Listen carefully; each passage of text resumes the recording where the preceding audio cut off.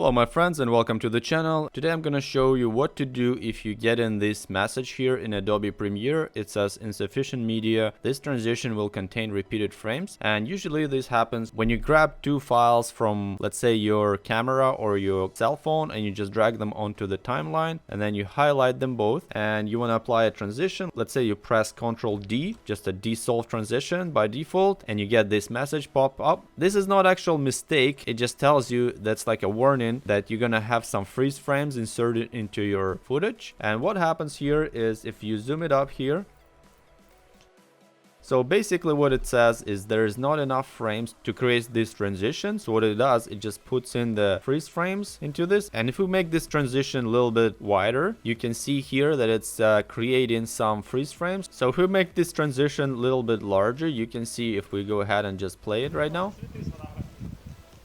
Right at this point, it starts to insert some frames from this clip right here, and this is a still picture, it's not moving. And then once you get to this clip right here, it starts to move, and then it takes a freeze frame from this footage here, from this track, and puts it as a still picture here. And the longer you make the transition, the more it will be visible. So it's not actual mistake, and it does work still, and you're not really gonna notice. And sometimes you can even choose it as a preference to have it like that, so there's nothing wrong with that. But if you want to have a proper transition where you have like both clips moving and have a dissolve action or any other transition where both clips are moving, let's go ahead and delete this transition. What you gotta do, you just gotta go ahead and trim a little bit of each clip. Highlight this clip, press Ctrl K and highlight this end here. Make sure you just don't cut off any important footage or any audio. I'll just go ahead and just delete this. You press Shift Delete and Ripple Delete. And now these two footages, if you're gonna go ahead and apply the transition, let's say we put the same transition, and as you can see here, now we have a proper transition where both video tracks are moving and there's no still frames inserted.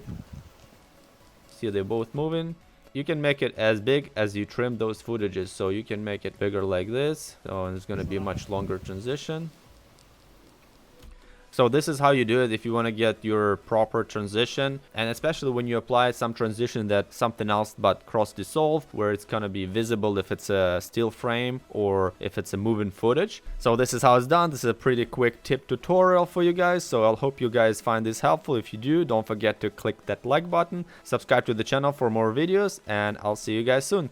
Thank you very much. Bye bye.